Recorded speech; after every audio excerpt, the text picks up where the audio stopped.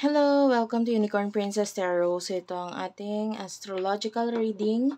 Ayan, pag-usapan natin yung sky, yung universe, ano ang nangyayari nito at dito ngayon at anong maaaring maging effect nito ngayon sa'yo. Ayan. This is for the month of November 2024. Magsisimula tayo ngayon, November 10, yung ating kung kailan ginawa ko tong video na to. Anyway, if you want to book your personal astrological reading, available sa akin yan dito. TikTok, Facebook page, Gmail, dyan mo ko pwedeng i-message. May mga admin ako na mag-a-assist sa inyo. Facebook page, Madam P, hindi mo siya masa-search. Ang i-search mo, hashtag Virgo Philippines. Ayan yung mga hashtag na yan. I do also have palm reading, astrological reading available din. Medyo iba ang price lang nun, but astrological reading may kasama siyang tarot advice. So if you want to check it out, mag-inquire na lang kayo doon sa aming mga Facebook page. So let's start your reading. Guys, pag-usapan natin yung mga placement ng planet. Magsimula muna tayo, November 10, Moon is in Pisces. Ayan. So because Moon is in Pisces around this time, no? Maaaring medyo ang emotion mo is regarding sa mga spiritual, about your dreams. Yung iba sa inyo, pwede may mga panaginip ka ngayon na magbigay ng message para sa'yo. Or sabihin na natin masyadong makulay yung panaginip mo ngayon na magiging dahilan kung bakit mag-isip ka na, bakit na panaginipan ko yon? Bakit ano yung message doon? Ayan, and some of you, if you are spiritually connected with your spirit guides, with your intuition, ayan, medyo heightened or medyo mataas or malakas ito around this time, okay? Pwedeng mas makuha mo yung mga messages sa'yo, pwedeng may mga angel numbers na biglang magpakita sa'yo to give you a lot of message and sign. And guys, hindi mo siya pwedeng ibaliwala or hindi mo siya dapat ibaliwala. Tomorrow is November 11. 11/11. Guys, that is a portal for you. Okay? So, kung ano man, yung mga makita mo, magparamdam sa'yo, sign, signos, no? Yung iba sa inyo, kung humingi ka ng sign, no mga nakaraan, pwedeng lumabas itong sign na ito around this time, November 10. And until November 11. So, yung November 11 kasi, is 11/11, it's an opening of portal para sa'yo, and the universe is also opening a portal for you. 11/11 is like a door, no? So, pwedeng ito magbigay daan ito para sa mga new beginnings or maybe something na may kinalaman sa spiritual para sa iba. So, there's a lot of new beginning regarding that.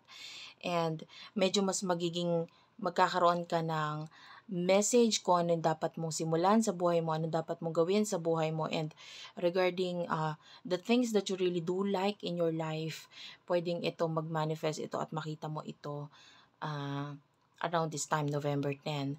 Ayun nga, tapos November 11, there's an opening of portal. Ito yung time na mag-manifest ka.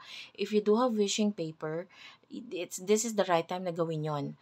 Kasi 11/11, opening of portals talaga yan. I do have that for sale doon sa aking Unipree TikTok account. Yung aking TikTok shop, meron ako dong wishing paper if you want to check it out. Ayun, ritualize na yon. You can feel free to go there and check it out, okay? But anyway, I'm giving it for free if you will avail any product dun sa aking TikTok shop. Pero, yung meron din ako dong bukod na wishing paper na may ritual na talaga siya. Okay, but anyway, I'm just saying to help you, no? Better understand kung ano ba yung mga dapat na i-manifest mo sa buhay mo. Ngayon, November 12, etong happening dito is nakakonsentrate about you focusing on your career, you're being practical around this time. Pwedeng ang focus mo, paano ko ba ayusin ang aking career? Paano ba magiging, ano ba yung career na talaga magbe-benefit sa akin and mas magbibigay ng better future para sa akin? And this is you focusing on your work, no? Mas nagiging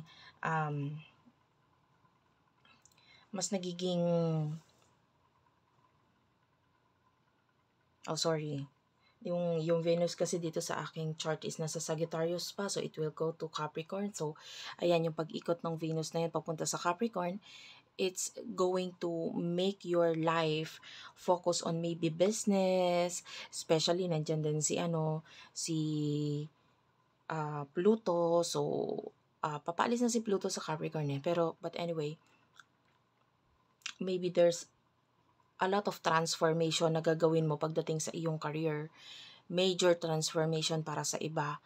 And, yung iba, medyo mas mapapansin ka talaga pagdating sa iyong career around this time. Also, at the same time, pwedeng yung iba, pag magkakaroon ng mga gastos na may kinalaman sa investment, may kinalaman sa kanilang career, ayan, kung paano mo mas better ma-manage yung iyong finances, ayan, and kung ano man yung mga finances na mga pagmamanage na gagawin mo around this time sa iyong finances ay makakatulong ito para sa iyo, para sa darating na full moon, kung ano man yung mga i-end mo or new beginning na gagawin mo sa buhay mo. Anyway, kasabay nito around this time, November 12, ito namang si Moon, pupunta na siya sa Aries. So, yung pagpunta ni Moon sa Aries, there's a lot of action here. A lot of action. Pero, ang problema natin, the placement of Mercury and Saturn, nagkakaroon siya ng conflict, no? Why? Kasi pwedeng yung iba sa inyo, medyo mahirap gawa ng action, yung isang bagay, but nandun na yung feeling mo na parang, Moon is about emotions. So, that is you feeling a lot of emotion na parang, teka lang, parang kailangan kong gawin tong bagay na to. Not necessarily gagawin na agad-agad, pero nandun yung feeling na parang gusto kong gawain itong bagay na to. Kasi itong si Mercury and forming a square with the planet of Saturn, ito ay nagpapakita na parang may restriction, may limitasyon. Pwedeng ito may kinalaman sa mga bagay na traditional or religious kind of bagay.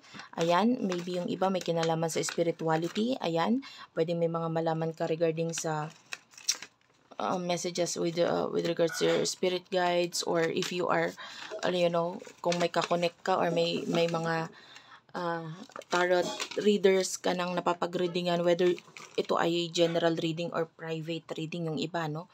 Pwedeng makatulong ito kung bakit gagawan mo or magkakaroon ng limitasyon sa'yo para sa pag-take ng action sa isang bagay na parang pwede ka kasi mag-take ng action or isipin mong mag-take ng actions according sa kung ano yung emotion mo around that time.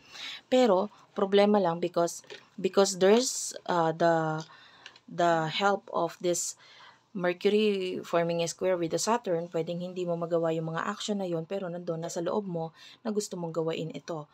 November 14, there's this Moon and it will go to the sign of Taurus. So, si Moon and pagpunta niya sa Taurus, by the way, yung aking date na binabanggit is Philippines. Yung mismong pagtama or paglipat ng planeta sa date sa Philippines. But, feel free to check ito sa date kung nasaan ka sa world, Anyway, so balik tayo dito sa reading. So, on November 14, ayun na, papasok na si Moon sa Taurus, and Taurus is they are, wait, nawawala ako. Yan, they are an earth sign. Ayan, nasa isip ko kasi Capricorn, but it's Taurus, so earth sign sila. They are focusing on material things. Ano ba yung mga nasa buhay mo ngayon? Ayan, maybe yung iba sa inyo, there's some kind of emotions na mararamdaman sa sarili mo na parang feeling mo, parang kailangan ko nang baguhin to sa sarili ko. Maybe yung iba may kinalaman sa usaping material. Maybe may kinalaman sa physical appearance mo. Ano ba yung mga dapat mong ayusin dyan? Taking actions about your material wealth, yung iba sa inyo, money, no? Ano ba yung mga dapat mong gawin with regards to your finances, with regards to your daily activities? Ano ba yung mga dapat mong gawin dyan? Dahil pwedeng maka-impluwensya yung emosyon mo. May maramdaman ka about your looks. Teka lang, kailangan ko yatang baguhin yung aking itsura or ang aking way ng pananamit. Yung iba, financially, pwedeng, yung money ko, pwedeng ito magiging way ito para magkaroon ako ng other opportunities pa out of this finances na meron ako ngayon. So pwedeng maisipan mo ito around this time, and malaki ang magiging tulong nitong emotion mo para mag-take ng actions or makaisip ng action na gagawin in the near future para dito. And then on November 15, Saturn will turn direct, no, in Pisces, in the sign of Pisces. So, some of you, pwedeng medyo mas magiging malinaw na sa'yo kung ano ba talaga yung mga bagay na gusto mo talaga. And might be, nagkaroon talaga ng medyo mahirap na pag-take ng action regarding sa desisyon na dapat mong gawain. Pero ngayon, pwedeng medyo nagiging malaki ang tulong sa'yo ng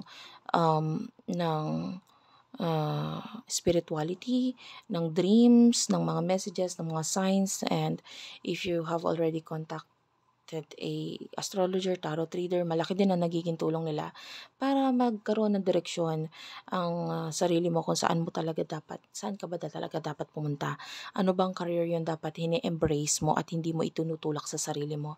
Ano ba yung talagang magbibigay sa iyo ng happiness? And ano ba talaga yung iba, pwedeng they would discover their purpose. So, and that pwedeng ganun, magkaroon ng pag-pursue or pag-iisip na, teka lang, gawin ko na itong purpose ko, mas i-push ko na itong bagay na ito kasi ito ay para talaga sa akin. And then November 16, full moon. Ayan, nagaganap yan in the sign of Taurus. So, ito nga lang, full moon na ito, medyo delicates. Bakit delicates? Kasi katabi niya si Uranus. And, it is in the sign of Taurus. Full moon is about change, about ending. Yung iba, yung ending is mahirap, masakit. Yung change na yan, this is big change, unpredictable change. This is change na hindi mo inaasahan pero darating sa buhay mo. Bakit?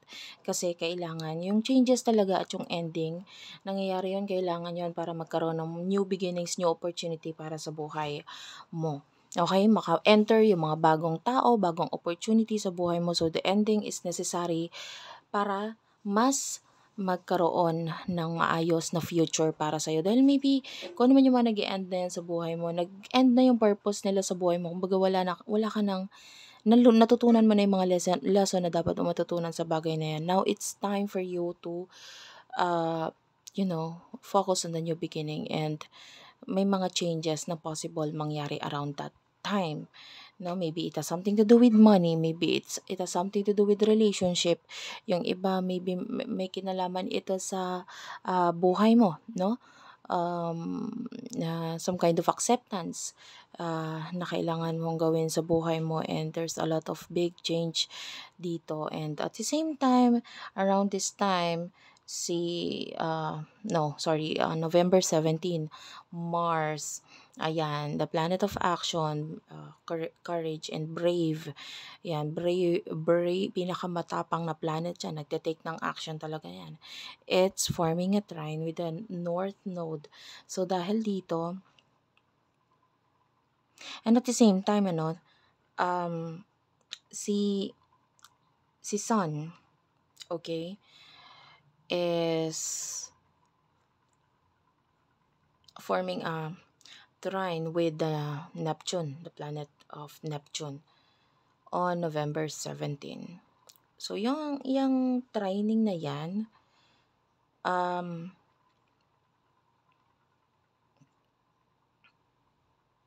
nagpo-form siya ng grand trine, parang triangle.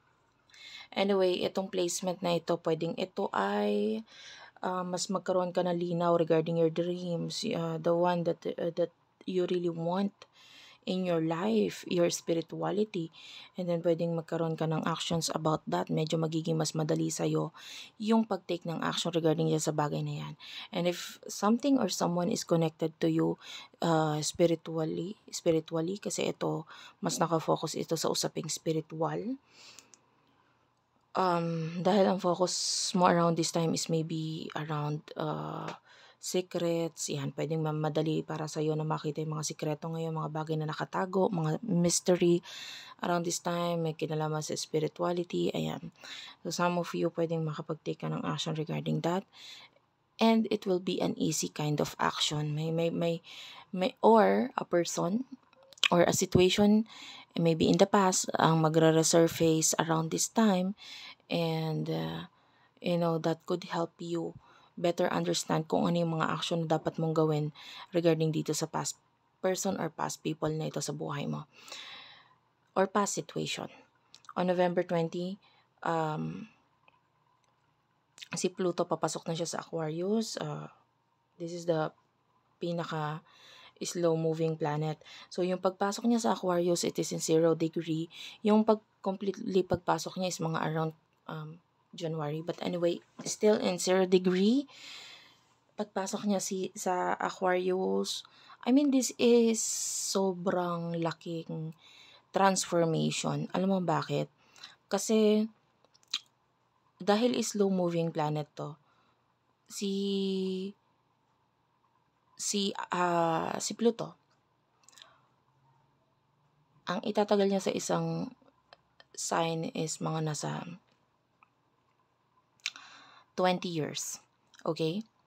So, nandito siya sa Aquarius hanggang January 20, 2044. Okay? So,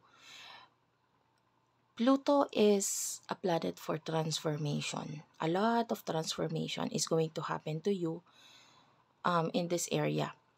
So, ano yon? There's a possibility na pwedeng you being more innovative. Ayan. And yung iba, you will try your best na maging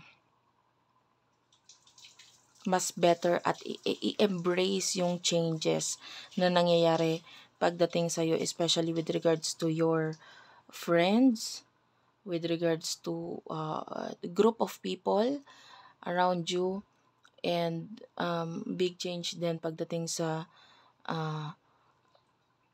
technology. Yan, ano man yung mga bagay na gagawin mo pagdating sa technology will give you a lot of impact around this time. Ayan, 20 years sa ngayon. Simula November 20. Yan, kung ano man yung mga changes na gagawin mo sa social media, technology, it will affect your life for 20 years. Okay? Yung iba sa inyo, pwedeng magkakaroon ng transformation about humanitarianism. So, kung ikaw ay masyadong makatao, pwedeng around this time, maisip mo naman ang sarili mo.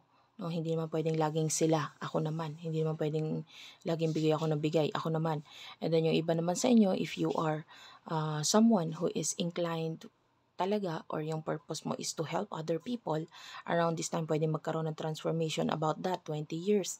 No? Pwedeng ma-realize mo, teka lang, ito talaga yung guide ko, ito talaga yung purpose ko, ito talaga yung dapat kong gawin. So, there's changes na mangyayari or gagawin ka about that, and the universe is helping you align with your purpose around this time. And if there's changes na kailangan gawin or mangyayari about with regards to your friends, ayan, ngayon na pwedeng ipakita or magkaroon ng transformation doon. And November 22, Sun is, etong si Sun, papunta siya sa Sagittarius.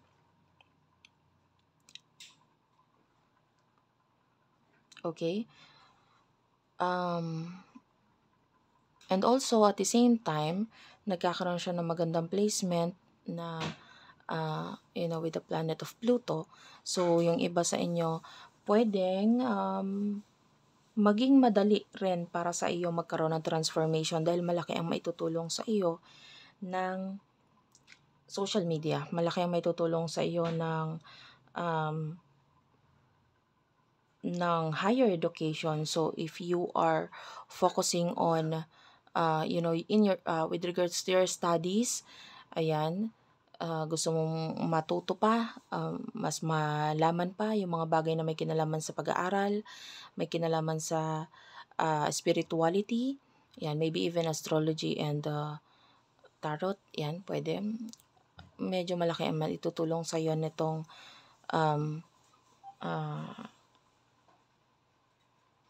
nitong social media or nung friends mo. They could actually help you bring that transformation in your life. And also at the same time,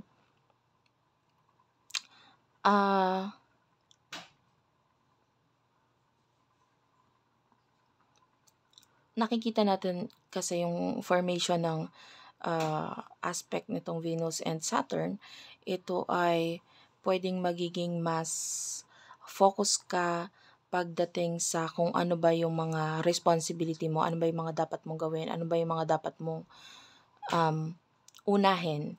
So, pwedeng gustuhin mo mang gumawa ng transformation, pwedeng ito dapat balance.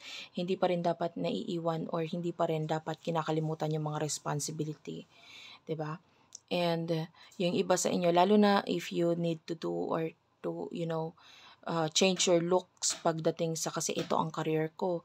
Dapat iakma ko yung itsura ko sa career ko. Ayan. So, pwedeng ganyan. May mga changes about you. You want to, yung iba, no, halimbawa lang, gusto mong magpalit ng tradisyon, ng relihiyon, sabihin na natin ganyan, pwede magkaroon ng pag-iisip na, teka lang, parang mas okay sa akin yung ganitong pananamit kasi ito ang aakma sa aking relihiyon, or kung ikaw ay magpapalit ng relihiyon, ayun, sa aking pagpapalitan na relihiyon. So there's a lot of changes na pwedeng mapansin around this time, and or kahit walang kinalaman sa spirituality, sa'yo lang, sa sarili mo, alam mo yung dapat mong baguhin sa sarili mo na mas mag-a-align sa mas better or mas okay para sa'yo. Yung iba naman pwede may kinalaman ito sa health. Ayan, you will be more strict pagdating sa health mo para mas magkaroon ng changes sa iyong body. So, a lot of transformation. And magiging madali yon isa katuparan or gawain around this time. On November 25, si Sun naman is forming a trine with the planet or with the North Node. So, yung pagtatry nito, this is like pwedeng mas maging madali. 'Di ba nalaman mo na, alam mo na kung ano yung purpose mo, ano yung future na gusto mo sa sarili mo, na nakikita mo na sarili mo. For example, nakikita mo yung sitwasyon mo ngayon, yung kalagayan mo ngayon, yung katawan mo, yung health mo, hindi mo nagugustuhan. Teka lang, kailangan kong gumawa ng changes dito. So, ito medyo magiging mas madali para sa'yo malaman. Kasi kung ano pa talagang dapat mong gawin sa sarili mo para mabago yung future na gusto mo. So, medyo magiging malinaw para sa'yo kung ano yung future na gusto mo talaga sa buhay mo na dapat mong gawain ngayon na changes para na makakatulong para sa future. Yung iba, gusto kong pumayat. Okay, so pwedeng ma-realize mo, teka lang, kailangan baguhin ko ang aking diet, baguhin ko ang aking way ng pagtulog. So, pwedeng ganon. And November 27, it will be good pagdating sa bago tayo pumunta sa 27, balik tayo sa 26, November 26.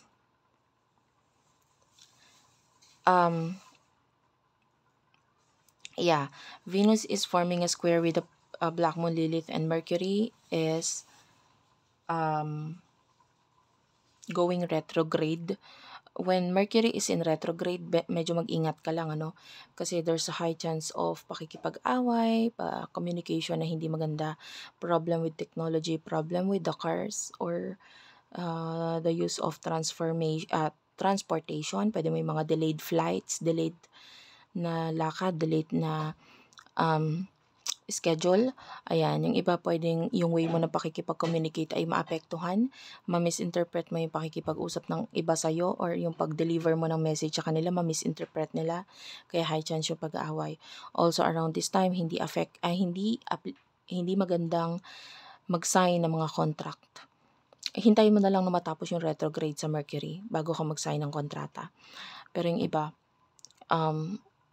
pwede kasing may mga nakalagay doon sa kontrata na hindi mo mabasa mabuti. Ito, nagkakaroon ito ng problem with regard sa communication and kung paano mo maintindihan yung mga information na sinasabi sa'yo. So, because of this problem, makakaapekto talaga siya sa iyo, sa lahat, no? So, mag-ingat. At the same time, on November 26, Venus ay nagpo-form ng square with the Black Moon Lilith. So, yung iba sa inyo, there's something na pwedeng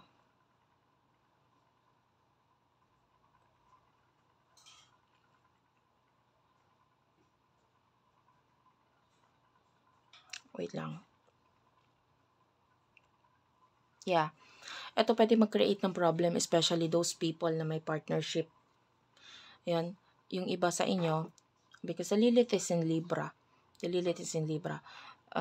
And Venus is in Capricorn. So, yung iba sa inyo, pwede magkaroon ng problem sa mga bagay na nagbibigay sa inyo ng limitasyon. Whether it is career, no? Or mga tao na sabihin na natin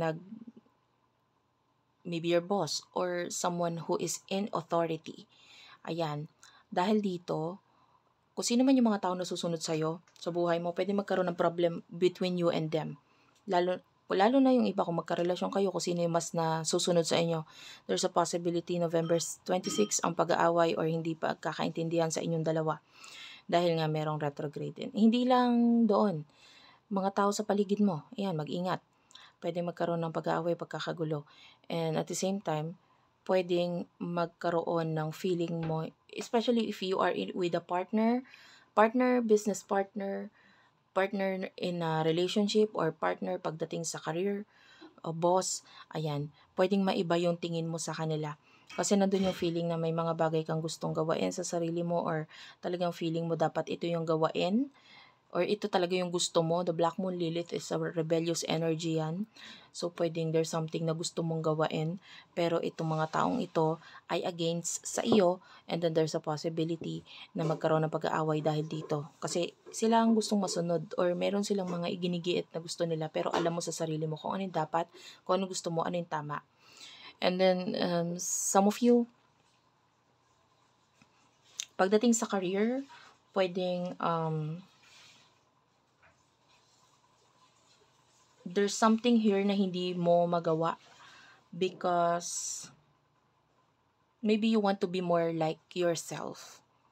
Okay? Gusto mo maging ikaw talaga mismo sa sarili mo, or you want to make changes sa buhay mo. So, actually, I'm already experiencing this ngayon. I would like to share to you guys my story. Kasi Venus is that is my ruling planet. Ngayon,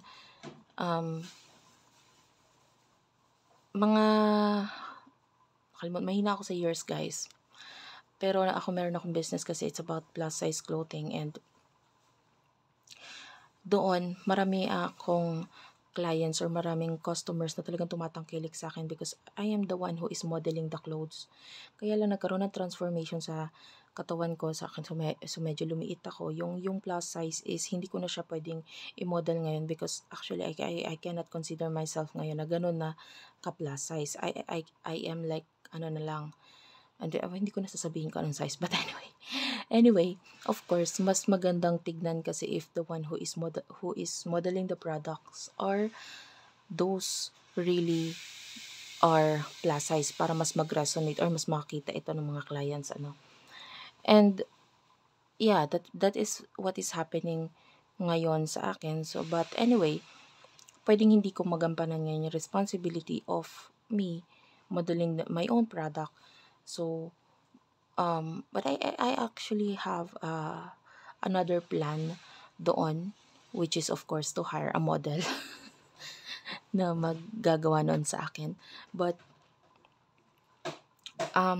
yun, nakakita tayo dito ng kasi you want to do something sa sarili mo, but you want also to do something about the past.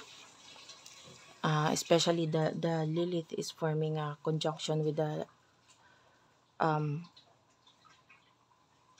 ito ay South Node, with the South Node.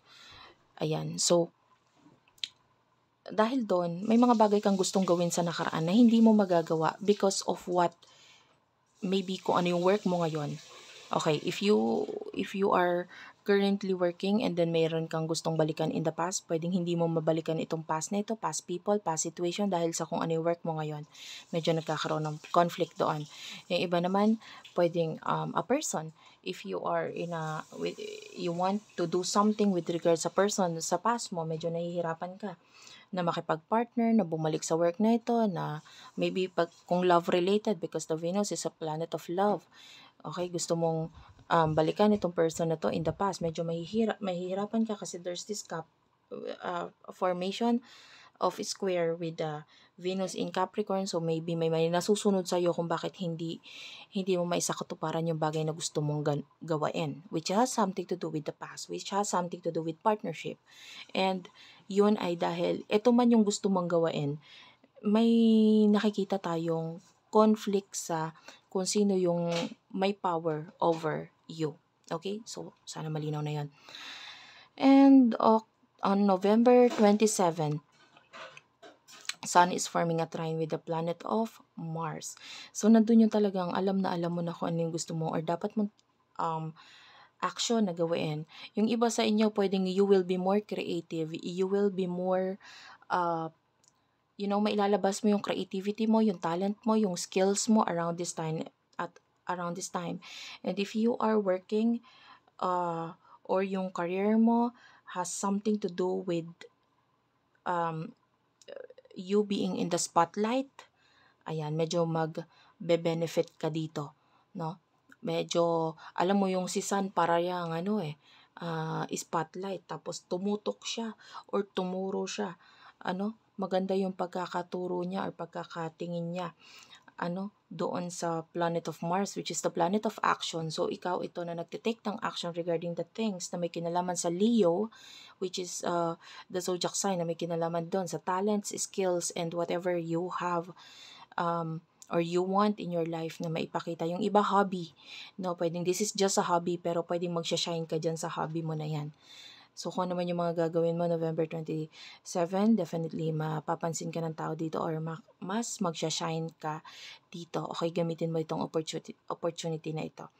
And maybe there's some of you na may mga itatake na action na may kinalaman sa child.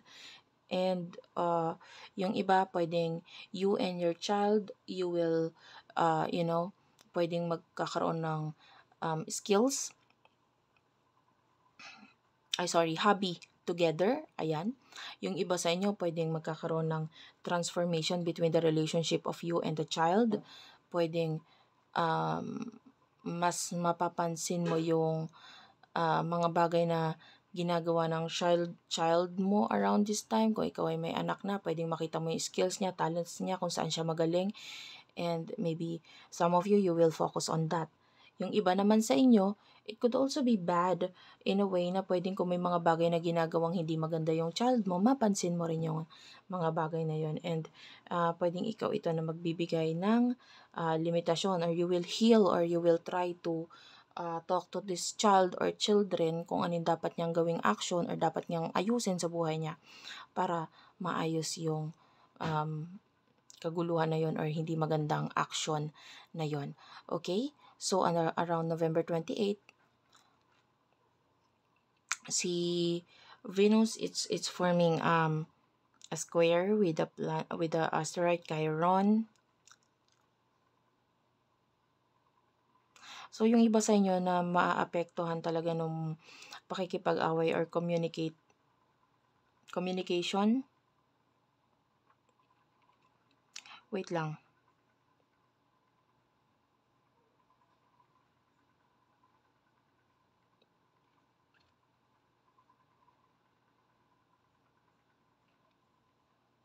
hindi ko alam kung nabanggit ko na yung about sa full moon eh. But anyway, I think nabanggit ko siya. Yeah. But I will, babanggitin ko na lang ulit kung just in case hindi ko pa nabanggit. That's my problem, no? Medyo ulyanin talaga ako, guys. And, yeah, nasa natal chart ko yon unfortunately, but okay lang. Ang purpose naman talaga sa akin is talagang makalimutan ko agad yung mga bagay-bagay. Bakit? Kasi hindi ako dapat nag-i-stuck sa isang energy lang because I am someone who is, ito yung purpose ko to heal other people, to help other people, bigyan sila ng guidance, and hindi ako pwedeng mamoblema din sa problema nila. Kasi kung hindi, ako yung kawawa. So, once I talk to you now, I will talk to you now, pero mamaya-maya, limot ko na yung problema mo, limot ko na yung mga pangyayari sa buhay mo. Parang ganun, I will just give you guidance. Pero okay lang yun. Okay lang yun. Anyway, punta tayo sa ganito. Punta tayo dito.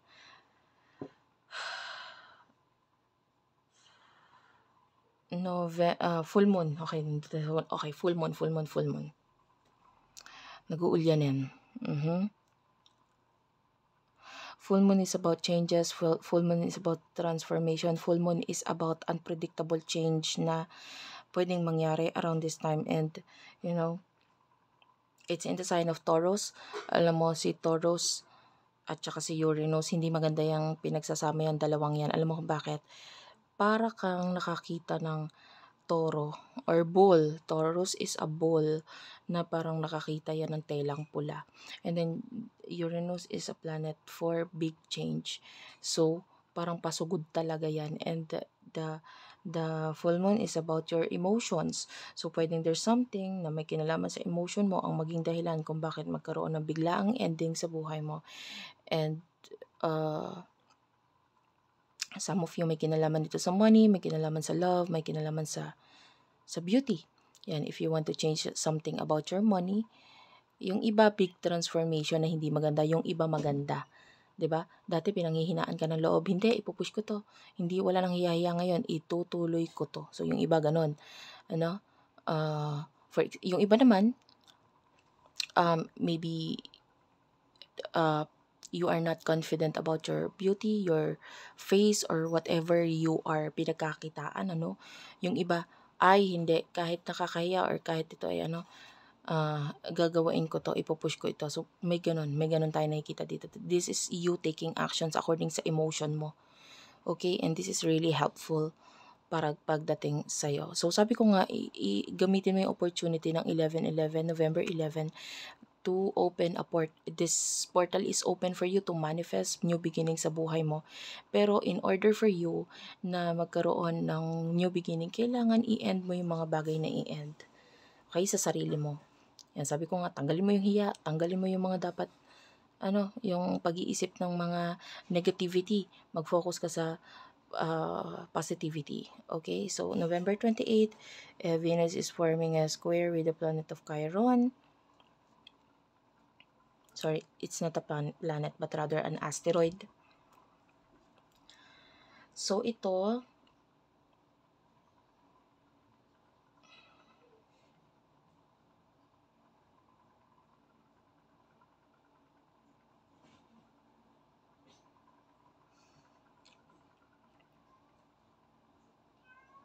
pwede magdulot ito sa iyo ng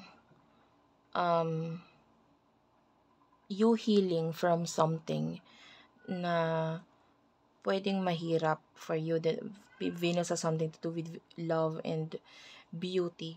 So, yung iba sa inyo,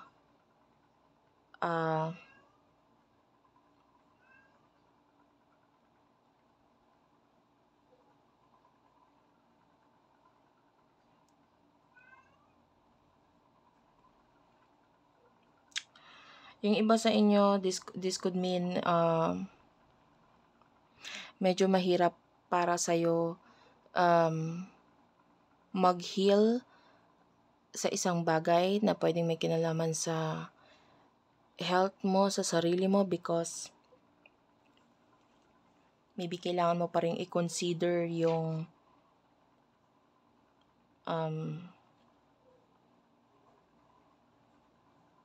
yung maybe your boss. Okay? Maybe some of you want to go to the gym, you want to focus on, maging mas maayos yung sarili mo, yung health mo, but there's someone here na pwedeng either may kinalaman sa love or may kinalaman sa authority figure ng buhay mo, and they will tell you na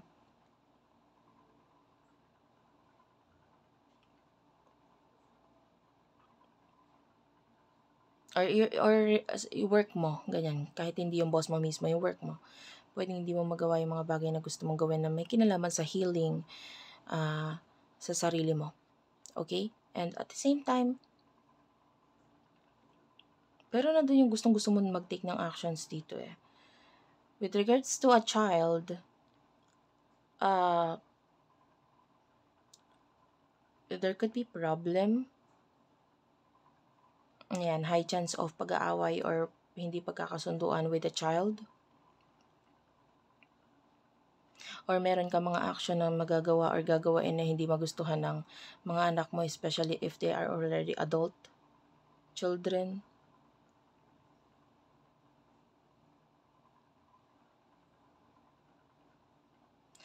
Yeah. Yung iba sa inyo, maybe hindi ito pabor for your child. Like you, maybe gusto ko na makipagrelasyon kasi hirap na ako, ganito ganyan. But you have a child with someone else and ito yung magiging rason, like yung child mo ayaw niya. Hindi pwede, kasi ganito ganyan. But, yan, nakakita tayo ng conflict doon.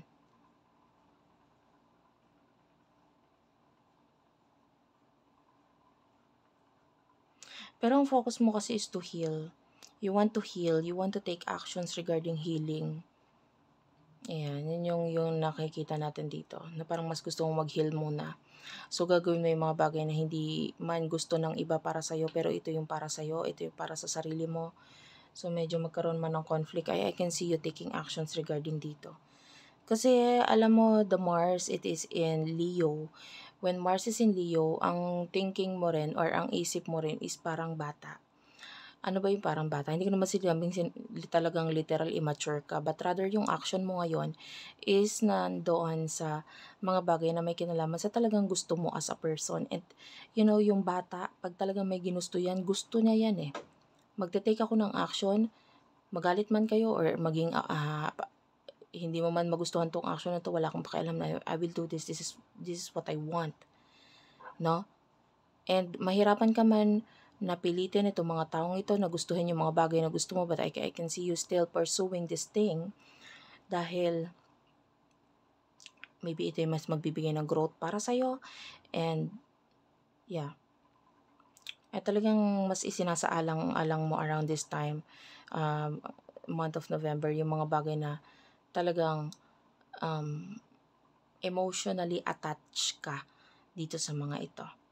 Okay? Pero nakakita tayo nga lang ng delay. Okay, mga delays. Yan.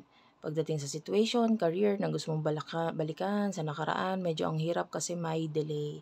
Sa love, ganun din. Parang ang hirap kasi gustuhin ko man to may delay, ganito, ganyan. Pero alam mo na sa sarili mo kung ano talaga yung bagay na gusto mo. Yan. Yung iba pwedeng mag-take ng action regarding doon, pero yung iba pwedeng hindi. So, depende sa'yo. So, ikaw ang bahala niyan. Gumawa niyan sa buhay mo. I'm just here to give you a guide, to give you messages kung paano makaka-affect yung planet na ito sa buhay mo. So, ano ba yung dapat mong gawin? So, bibigyan kita ng advice with regards to that. Magpo-pull ako ng tarot advice for you.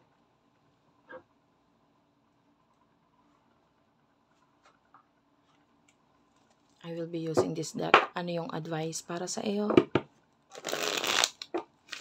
Thank you for watching, by the way. Kung gusto mo na itong klaseng reading, mag-comment ka lang dyan sa baba. Na-appreciate ko yon. And at the same time, kung gusto mo magpa-personal reading sa akin, astrological reading, I can do that. Specifically, nasa, yung natal chart mo, I can read that for you. Ano yung mga career na magbibigay ng benefits sa'yo, ano yung career na magbibigay ng growth sa'yo, or yung iba, kung gusto mo mag-concentrate ako sa love, ayan, pwede rin. I can also tell or give you a reading na may kinalaman sa iyo at sa partner mo. Ayan, kung kayo ba ay, saan ka mag-grow dito sa person na ito? Dapat ba talagang mag-stick ka sa kanya dahil may growth sa inyong dalawa, or is it better na i-cut off or tapusin na lang, etc. Or ano yung pwede maging problem? So, pwedeng ganun. But be sure, kung ganun yung klaseng gusto mong ka-detail na reading, dapat alam mo rin yung details ng person mo. And, yeah.